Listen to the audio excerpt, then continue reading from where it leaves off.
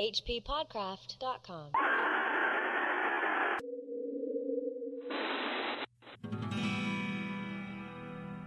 It was Charging Buffalo who told Zamakona of the queer stone doorways, gates, or cave mouths at the bottom of some of those deep, steep wooded ravines which the party had noticed on the northward march. These openings, he said, were mostly concealed by shrubbery, and few had entered them for untold eons. Those who went to where they led never returned, or, in a few cases, returned mad or curiously maimed. But all this was legend, for nobody was known to have gone more than a limited distance inside any of them within the memory of the grandfathers of the oldest living men. He would not tell Big Chief Coronado what he knew, for Coronado would not listen to Indian talk anymore.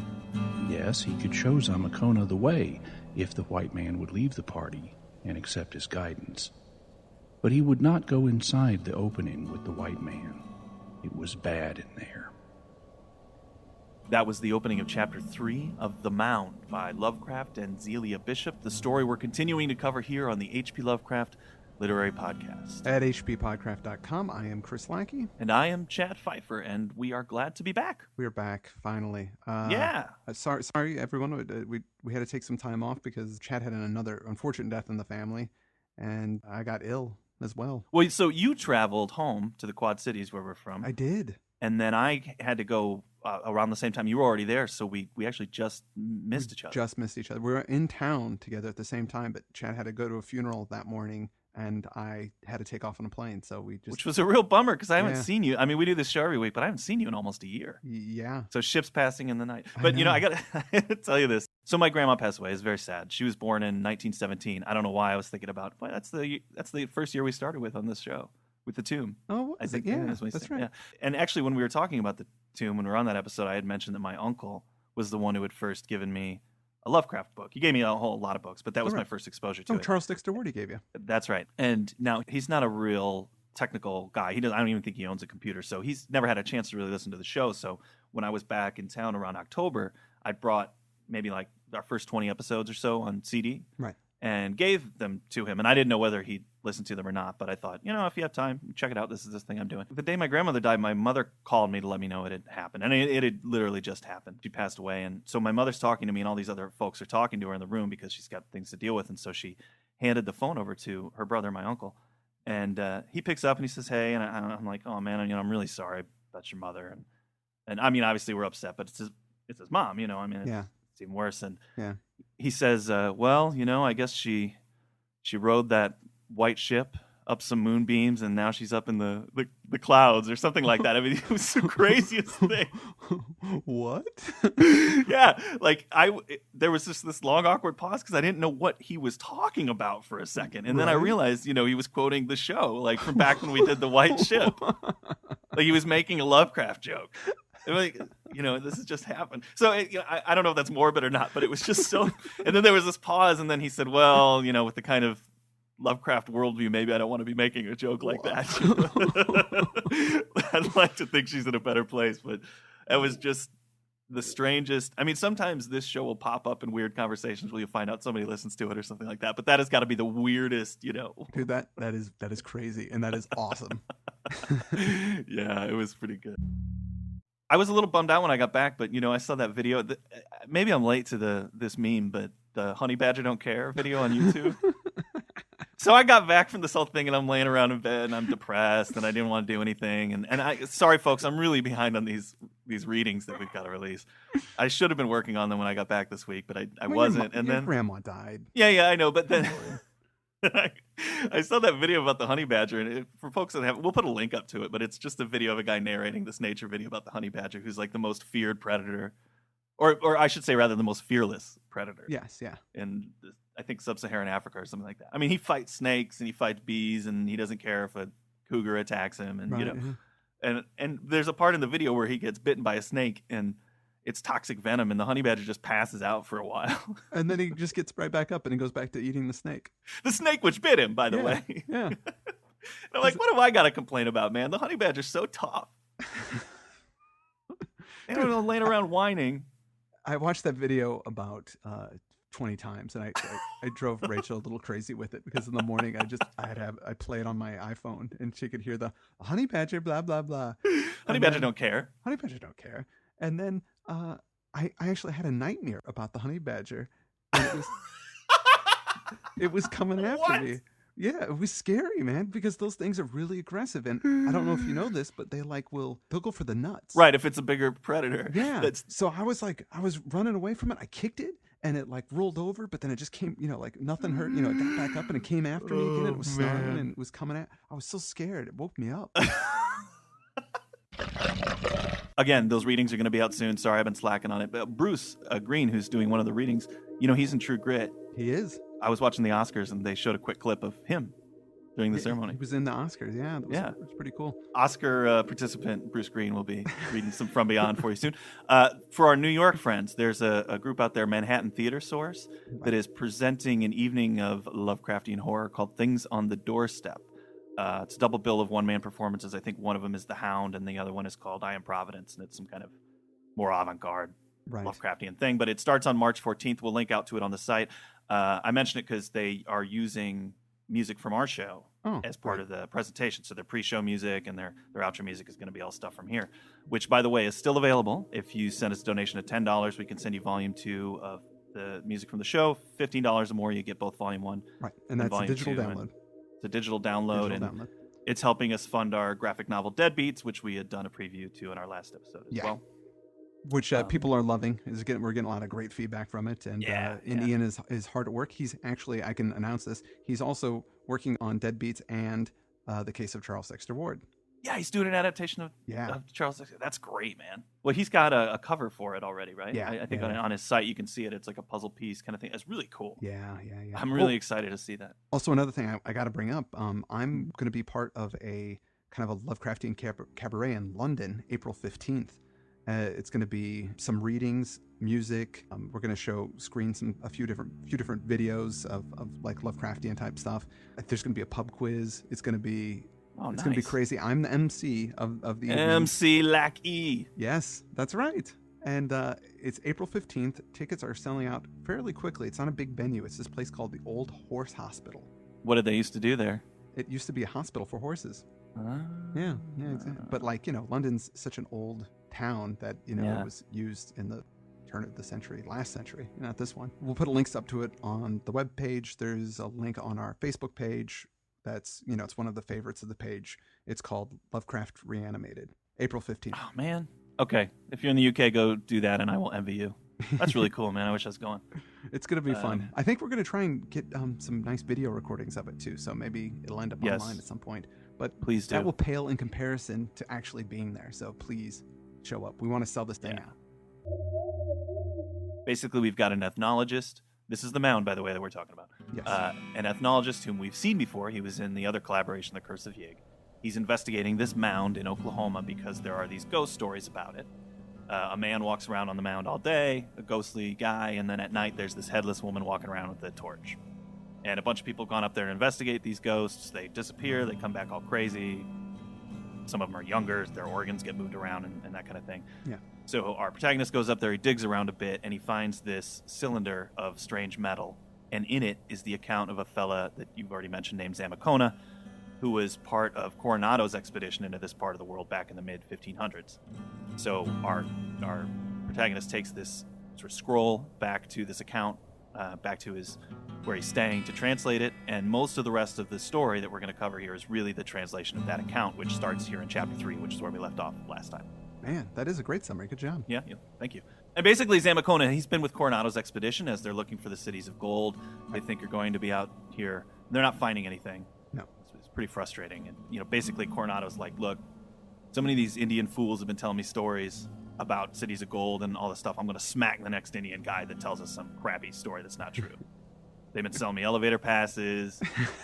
They're telling me about parties with lots of girls where you show up and it's just 3 dudes and a mixtape. Like, I'm not hanging out with these Indians anymore. This is not good stuff. And he actually kills one of the guys. Yeah, so Jimmy Aiken, who's our reader today, as he was last time, he's also sort of an expert on this story, and he sent us some notes. Didn't he have some... Yeah, he did. Well, the stuff that's actually historically accurate is Zamacona is a made-up guy. He's not real. Right. But Coronado was looking for the city of gold, which was called Cibola, I believe, but it actually turned out just to be this Pueblo village called Zuni. There was an Indian guide that was well known, which called El Turco, which was Spanish for the Turk, because I guess he kind of looked like a Turk, guided him there. But when he found out it wasn't actually a city of gold, freaking Coronado killed the guy. He strangles him, He yeah? strangled him. That's hardcore, strangling somebody. It's not just shooting somebody or stabbing them. That's like, it takes, you want them dead for an extended period of time, and that's hardcore. Well, yeah. You don't want you want him dead for an extended period of time? Well, yeah, like for a split second, I want you dead, so I shoot you. And then I go, well, maybe. Oh, I see. You know what I mean? You really want them dead. Exactly. The whole time, he's like, I want you dead, I want you dead, I want you dead. And he keeps, you have to think about it while you're doing it for a while. Yeah, I hear you. Jimmy had said there's also a nice cultural touch with, because they mentioned that he was a wild and younger son back in Spain, and typically in a family the eldest son would have inherited the family business, but the younger son, they have to figure out something else to do. Yeah, they would either join the military or the priesthood or whatever. They'd have to kind of strike out on their own, and of course joining up with the conquistadors is something that a younger son would do. Yeah, and another note that Jimmy wrote here, I'll read verbatim because I thought it was very insightful. He said, something that shows up in many Lovecraft stories is his appreciation for conquerors. He seems to admire empires that just plow right over their enemies with scarcely a second thought. There's thus an irony that this story's viewpoint character, Zamacona, is a conquistador who becomes terrified of the outer world being conquered by the completely unstoppable underground civilization. We haven't got to that point yet in the story, but we find out that this underground civilization is uber powerful, and that's the cause of all these weird things. Actually, that's really funny because he's reading on the show, but he's not even reading what he wrote. I know. He's reading what Lovecraft wrote, and you're reading what he wrote. We're really making him work for us, Like, do these quotes, turn them around, get them read for us really quick. And by the way, if you could do all of our notes for us, that would be great too. He did a lot of notes. He sent us really great notes, and thank you, use them throughout the show, and hopefully remembering to give him credit when credit is due. Yeah, but if we don't, too bad. Yeah, we just look smarter. Zamacona, he's been chatting up this guy. So during his expedition with Coronado, he's been chatting up this Indian named Charging Buffalo. Yeah. That's who we heard from in this opening paragraph, the opening reading we had today, who's been telling him about these openings in the ravines that lead down into another world where there may be these cities of gold, and where a white man with a thunderstick, might be more successful where the indigenous populations have not. Right. And obviously Charging Buffalo, he knows about the strangling. He doesn't want to tell Coronado any of this. So, he finds a more patient listener in Zamacona. And Charging Buffalo knows a lot. Yeah, this is something that, first of all, he knows that there are these people that live down there. They're called like old ones.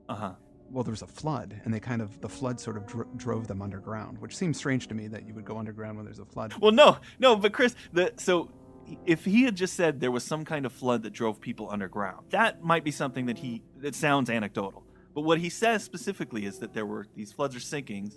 The refugees from the flood came and told the old ones that the gods of outer earth didn't like men anymore.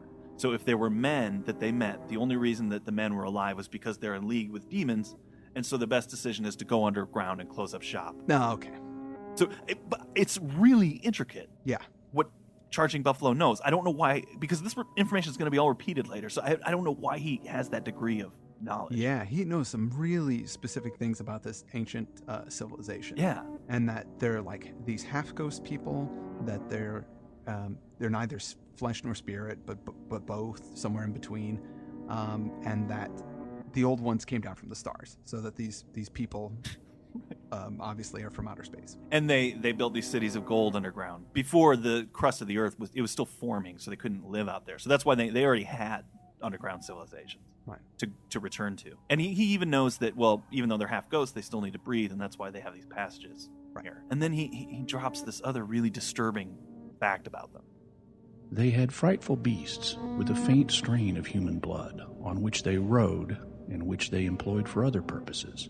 The things, so the people hinted, were carnivorous and, like their masters, preferred human flesh. So that although the old ones themselves did not breed, they had a sort of half-human slave class, which also served to nourish the human and animal population. This had been very oddly recruited, and was supplemented by a second slave class of reanimated corpses. The old ones knew how to make a corpse into an automaton, which would last almost indefinitely, and perform any sort of work when directed by streams of thought. Charging Buffalo said that the people had all come to talk by means of thought only, speech having been found crude and needless, except for religious devotions and emotional expression, as eons of discovery and study rolled by. They worshipped Yig, the great father of serpents, and Tulu, the octopus-headed entity that had brought them down from the stars, appeasing both of these hideous monstrosities by means of human sacrifices offered up in a very curious manner, which Charging Buffalo did not care to describe. Now, I don't want to be all negative Nelly about everything, but when I hear this passage, I'm thinking our ethnologist, who is admittedly, he has so-so Spanish. Yeah. Is translating a 300-400-year-old document. Yeah. The account of Zamacona. So it's in antiquated Spanish. Yeah. Who was told a tale by a non-English speaker named Charging Buffalo. Yeah. And this is the amount of detail that the ethnologist got. Yeah, this is it's really specific information. And not just specific information, but crazy conceptual stuff. Like like sending thoughts, but even second-class citizens and reanimated corpses and all that. Like, those are concepts that I don't even know if native people would really have. Yeah, I mean, when I would translate Latin, if you'd see something that even looked like reanimated corpse, you would say, well, that can't mean that. Perhaps they mean an ancestor or a son that looked like them, or you know what I mean. I just can't see how they would cobble this together. Whatever. I don't understand why this is even being covered here, because it all comes up again later when he actually meets the old ones and talks to them. So I don't see the point of it here, but. Let's keep moving. So Zamacona decides he wants to break off from the expedition and check out Charging Buffalo's story. He thinks Coronado won't believe him anyway, and if he's the one that finds it, why share the glory? Or the gold as well. Or the gold, right. Yeah. So in October, he splits with Buffalo. They go down to where this entrance is. Charging Buffalo points to this gorge.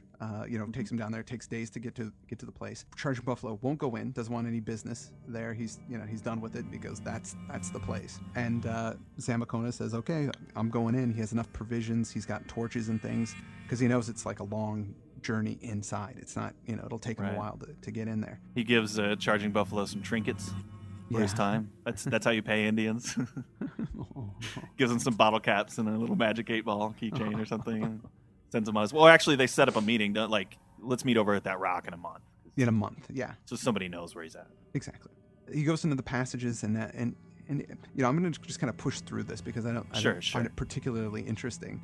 It's another cyclopean masonry inside there. There's all these images of Yig and Tulu inscribed on the walls. It's horrific and beautiful, and there's all these bas-reliefs and cartouches and whatever. But he's down there for like 3 days going through these tunnels. Yeah, camping and then getting up and moving some more. Yeah. Well, he thinks it's 3 days. He doesn't know because it's just completely dark down there. At the end of the third day, he reaches this area where light's coming out of, and it's kind of this blue glowish light. It's almost like a electric aurora light. Yeah, it's just kind of in the air. I think it's kind of a Tron feel, I guess. Exactly. He's gone into the computer. That's what he doesn't understand.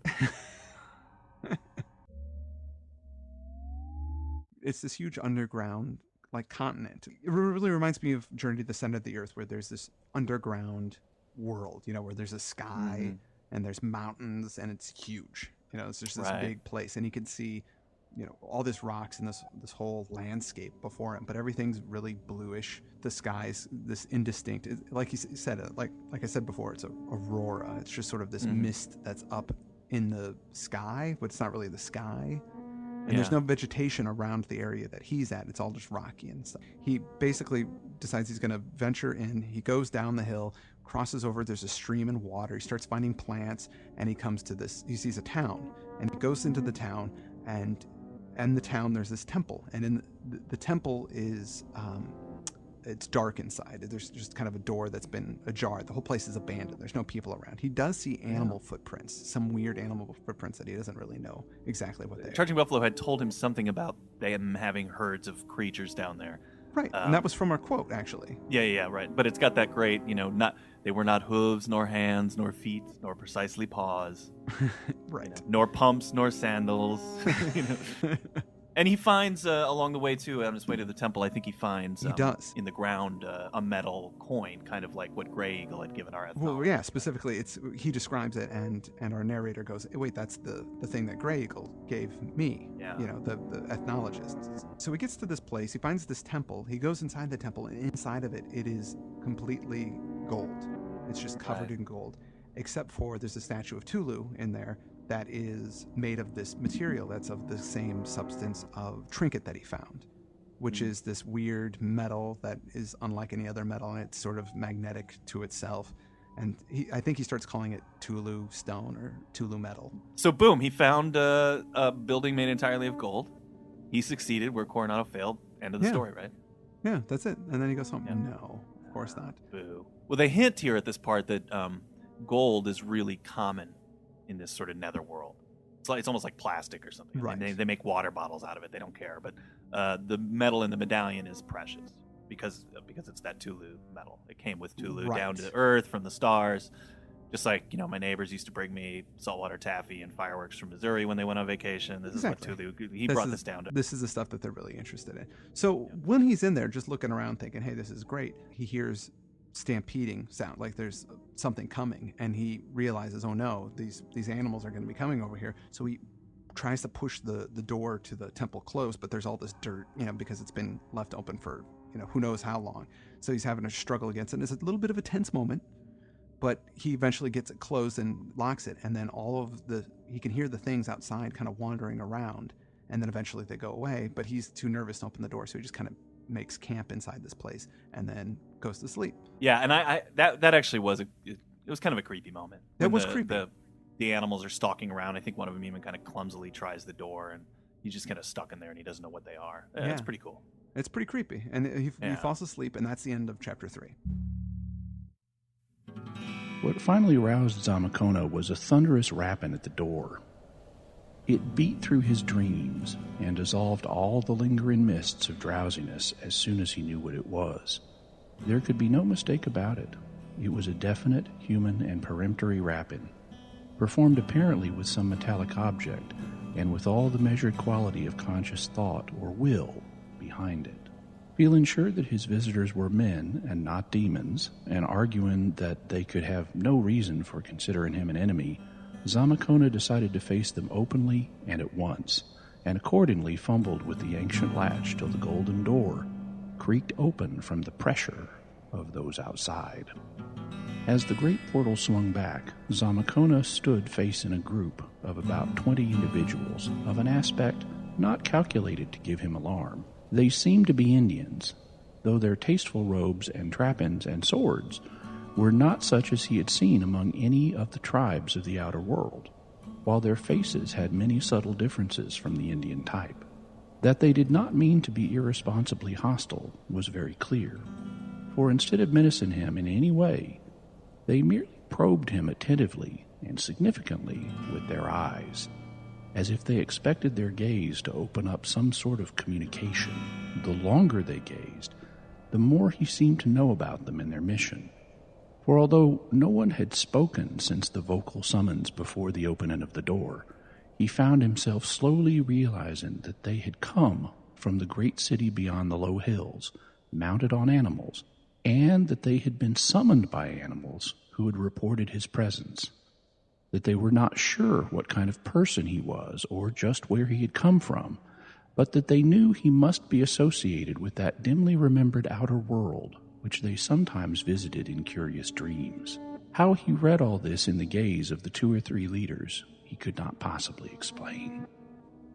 We meet the old one. Yeah, and they are just some guys.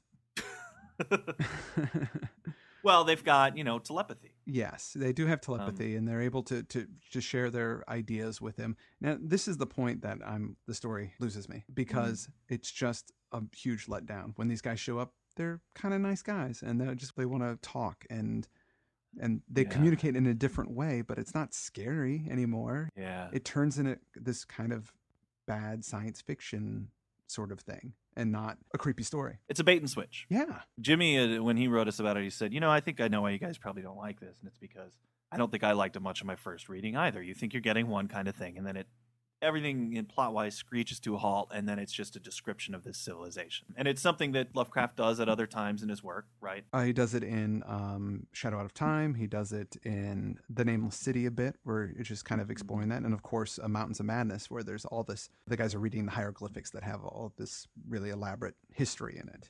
You know, on the second reading, knowing that that's what I'm getting into, it is more palatable. Well, I don't know. I picked this up again because we were doing the show and I've been reading through this, and it was less infuriating as it was when I read this the first time. And part of that was because I didn't have the wrong expectations. Yeah. I still find it kind of dull and stupid, but... when I'm reading this, a lot of it reminded me of Brave New World, honestly. Uh-huh. The things that are interesting when Brave New World sort of goes through their world, you're going with it through the main character of the story and exploring it. What's interesting about that is how the main character, who's more like the reader, he butts heads, and that's where the drama is in the story, pushing against their ideas and their way of life, and they're pushing back against him. Well, no, yeah, it's a great premise because he's sort of a beta male who's an alpha, and he's worried about that, and so there's that tension, and that's how you get information. And then they introduce the savage, and you get more information and see the clash. I mean, it's all told in a very dramatic fashion. A lot of things they just assume that you already know. I mean, they pretend that you would already know these things. There's a lot of parallels here. Yeah. Yeah, but in this story, which we're going to see here soon, he just kind of sits there and all these things happen. He gives his feelings on them, like says, I don't like this, or that's creepy, or that's weird. But that's it. Mm-hmm. You know, there's no drama in it. There's no tension. There's no, I mean, eventually, you know, we're going to get to this. He's going to try and get out of there. And that's a little dramatic, but at this point, you don't care, really. Sure, like in the Time Machine when he meets the Illawai. Right. They are at first just beautiful and curious and interesting, and then slowly it's revealed that they've got the slave race underground who's actually eating them and that they're kind of idiots. I mean, there's parallels with that, too. Well, so in their first conversation, he learns a million things. In their first conversation, he gets that the world he's in is called Kinyan. They confirm everything that Charging Buffalo has said. These guys are ancient. They come from space. Tulu brought them here. They're the original people of Earth that settled once the crust was properly made up. Mm-hmm. But although they themselves are a little skeptical of this history because it's been so long, that they actually worship Tulu mostly for aesthetic reasons. You know, they actually confirm this bit of history, too. They say... At some time infinitely in the past, most of the outer world had sunk beneath the ocean, so that only a few refugees remained to bear the news to Kinyan. This was undoubtedly due to the wrath of the space devils, hostile alike to men and to men's gods, for it bore out rumors of a primordial earlier sinking which had submerged the gods themselves, including Great Tulu, who still lay prisoned and dreaming in the watery vaults of the half-cosmic city, Relax. No man not a slave of the space devils, it was argued, could live long on the outer earth, and it was decided that all beings who remained there must be evilly connected. Accordingly, traffic with the lands of sun and starlight abruptly ceased. The subterraneous approaches to Kinyan, or such as could be remembered, were either blocked up or carefully guarded, and all encroachers were treated as dangerous spies and enemies. So, you know, Charging Buffalo was exactly right. He knew exactly what happened, and it wasn't aired at all. So why did Lovecraft need to repeat this information that we just got? Don't know. That was a long time ago, and the people in Kinyan actually think maybe that a lot of the people think the outer world is a myth. So they're very happy that he's showed up so they can learn more about that outer world. Exactly. And he sort of becomes a bit of a celebrity eventually with these guys. They decide, hey, you know, all this is going on, all their talking goes on while they're still in this old abandoned village. And they decide, okay, we're going to take you with us to our big city, you know, where everybody lives and where all the fun stuff happens. They drop something on him that's pretty serious, you know, before they do that, which is, you know, we're glad to have you here. They're being really cool. You're going to really love it. And we're going to tell you all about our little lands and towns to give you all the information you're seeking, but... you can't leave. You can never go back. Sorry. That's a great dramatic choice, which gets exploited time and time again for the rest of the story. Yeah. Gosh, I wish he just bolted right there. They had a fight. We learned what we learned. You know, it's over. The reason why they don't want him to leave is they're afraid that he's going to go up and tell the outside world, and then they're going to come in and ruin everything. Yeah, and you know, they're happy that they met a European. They're like, all these other folks have come down here been stupid, so we're glad that some some white folks showed up. But we also know that you guys are, you know, really overrunning the new world now, so we don't want you to go back and tell them because then all the Europeans are going to come down here and ruin everything for us. So So you're right. They're going to take them down to town. In the meantime, they tell them some other stuff like they've conquered death. Yeah, they don't die. They can make themselves young again at will, which explains the earlier incident that we talked about in the last show where the man came back into town and he was younger. Yeah. It also renders that completely unscary. Anything that was cool about that is gone now because they just explained it. That's pretty much what happens. Like through the rest of the story, they explain everything that happens in the first part, and it's not scary anymore. In fact, it's really kind of lame. They don't have birth anymore. They don't, unless it's for experimentation, because since they don't die, they don't need it. The master race, he uses the phrase master race for these guys. They're sophisticated enough to not need a large population. No. I don't know. See, conceptually, these things, I think about the singularity and that when are we going to get to the point where people can scan their consciousness into machines and what's going to be the effect of that. And I mean, there's conceptual things here that are interesting. And I mean, he touches on a few ideas that get explored better in A Brave New World here. Right, right, absolutely. But this predates Brave New World by about a couple years. Oh, so Brave New World's just a ripoff of the Mound? Is that what you're saying? Yeah, that's exactly what I'm saying. No, that's not what I'm saying. But I'm just saying that it's obviously these ideas are floating around at this point in history, and people are latching onto them and exploring them. Like you're saying with the whole singularity thing and people, uploading their consciousness, that's sort of exploding in science fiction right now. There's a lot of books being written about that type of stuff. So I think it's pretty cool, to see those parallels. Yeah. Part of the ability to change their own age and physiology is, and it's kind of why they're referred to as half ghosts. These people have somehow, through force of will, they're able to make themselves immaterial. That ability to become immaterial is something they use while they're sleeping and dreaming a lot, which also explains dreaming and they're immaterial. They'll often cast themselves up into the outer world.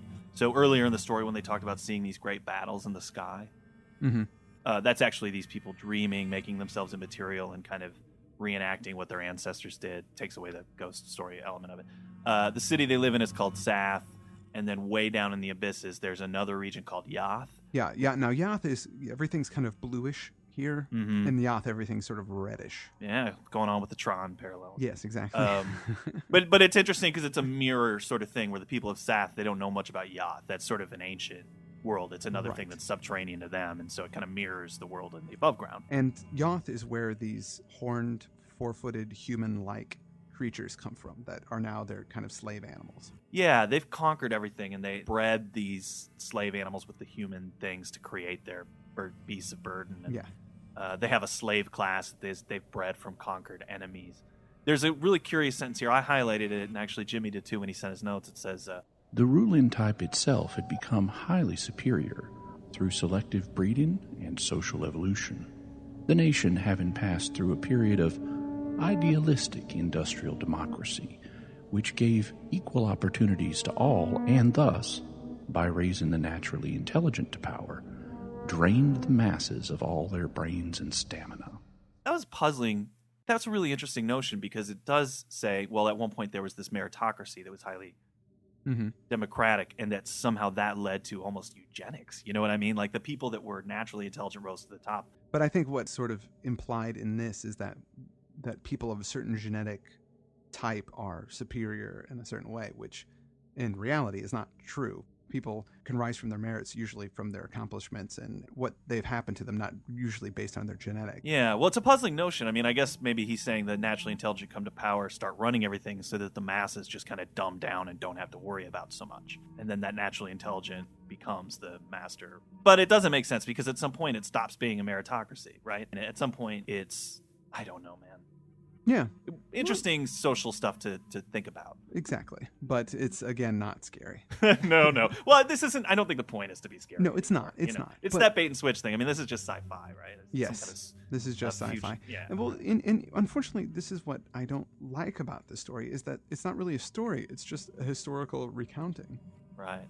And it really doesn't have much of a bearing on what is going to happen at all in the story. You would think if you learned about these people of Tsath, that they would eventually, you're learning all this back information, and this information is going to help us understand what they're going to do in the future. But they really don't do much of anything by the end of the story here. No.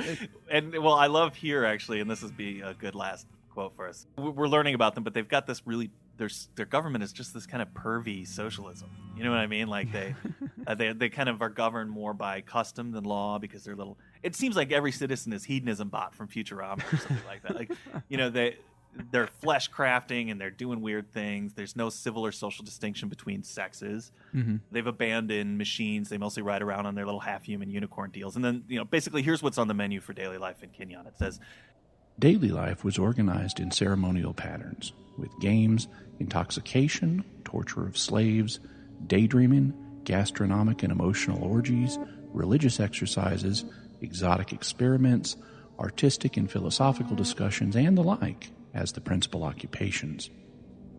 Property, chiefly land, slaves, animals, shares in the common city enterprise of Tsath, and ingots of magnetic Tulu metal, the former universal money standard, was allocated on a very complex basis, which included a certain amount equally divided among all the freemen. Poverty was unknown, and labor consisted only of certain administrative duties imposed by an intricate system of testing and selection. I think, didn't we talk about at some point, Lovecraft had hinted he was interested in a future where labor sort of disappeared and people had more time to contemplate beauty. Mm-hmm. So I guess that's what this is, but of course you have to have a slave class if you want to do something like that. Yeah, somebody's got to do the dishes, man. Right, exactly. And then there's, there's some more interesting stuff here about religion, but let's get into that next time. We'll get into that next time. We're closing up chapter 4 here. We're going to get into chapter 5 and more. There's more description of things, but also some plot stuff starts to happen. So we're going to breeze through that in the next episode, and that should be our last on the Mound. Yes, the third part will be the last part of the Mound, one way or the other. It might be a slightly longer episode if it needs to be, but right. We'll get it out because I want to move on to the next story, which I've heard is even worse than this story. I haven't read No, hush up. It's Zelia Bishop. It's another one. It's the Medusa's Coil. It's Medusa's Coil, which I've heard is Lovecraft. And this is just somebody said this. I don't think that this is actually true, but somebody said that Lovecraft knew that he was going to get paid from her, so he wrote a really bad story. Well, I don't know. It's a cool title. It's a cool title, yeah, for sure. But that's not for a couple weeks. Okay, so we're gonna finish this up next week. Again, thanks everybody for being patient. Yes. And thank you, Jimmy Aiken, for all of your hard work and for doing the great readings. And we'll be glad to have you back next week. Absolutely. For now, I am Chad Pfeiffer. And I'm Chris Lackey. This has been the H.P. Lovecraft Literary Podcast at hppodcraft.com.